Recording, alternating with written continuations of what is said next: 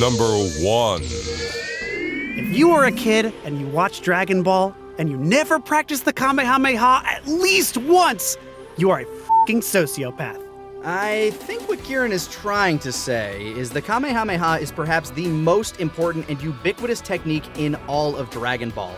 And while it might be a boring pick at number 1, it's also earned that spot by being a hallmark of not only Dragon Ball, but the anime community for over 30 years and beyond. From the obligatory chant to the classic pose to the destructive force of its big throbbing beam, the Kamehameha is a part of Dragon Ball's very DNA. It is where all ki attacks were birthed from, and truth be told, where all ki attacks return. Named by Toriyama's wife, and a direct reference to the House of Kamehameha, a dynasty of Hawaiian kings, the technique is the absolute first ki blast we see in Dragon Ball. First delivered by Master Roshi, then copied shortly after by a young Son Goku. And thus would become a staple of Goku's character, his signature move, to the point where fans of the series would look at other characters' move lists and wonder, what's their Kamehameha?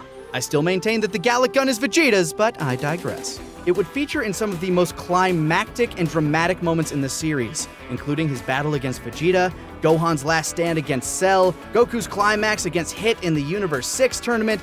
But even when it's not part of the climax, it's being used all throughout the movies and series to thrilling effect. Part of the reason it remains such a staple of the series is partially due to its simplicity. You charge, you fire, and you hope it did the trick. But in that simplicity comes versatility. Do you know how many versions there are of the Kamehameha? Whatever number you just thought, it is probably way too low. You have the original Kamehameha. You have the one-handed Kamehameha. You have the Tarantino Kamehameha. Kaioken Kamehameha, Kaioken Multiplier Kamehameha, Big Bang Kamehameha, Final Kamehameha, Black Kamehameha, 10 times Kamehameha, Burning Kamehameha, Atomic Kamehameha! Dragon Kamehameha! Holy shit. Hey, remember in Evolution where they called it airbending? Oh my god, they did! And it looked like a bunch of cheap particle effects. Also, it had like 0 kickback, so you could literally jump toward your opponent mid-blast. Like, what? Oh my god, that movie's such a used barf bag.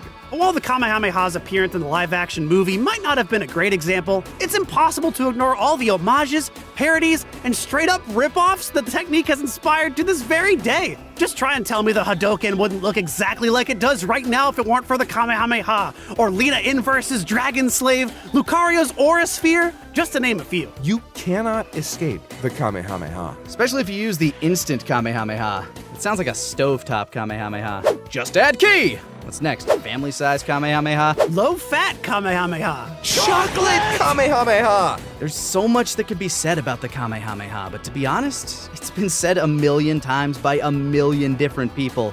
And that's kind of what makes it so crazy, so amazing, and our number 1 pick. Wow, is that it? I felt like we'd have more to say. I know, right? The most famous move in all of Dragon Ball, and maybe anime, and I feel like we're selling it short. Honestly, I think there's only one thing left to say, guys. Right. But first, before we go, thanks for joining us for this year's DBCember. Yeah, what do you guys think? Do you have any moves you think should have made the top 12? Any moves that you think shouldn't have been on here? Any suggestions for next year's DBCember? Make sure to give us your feedback in the comments. Until next year, we wish a Merry Christmas, a Happy Holidays, and a Happy New Year to every single one of you beautiful people for helping us celebrate Dragon Ball once again. All right, guys. You ready? Ready! Come!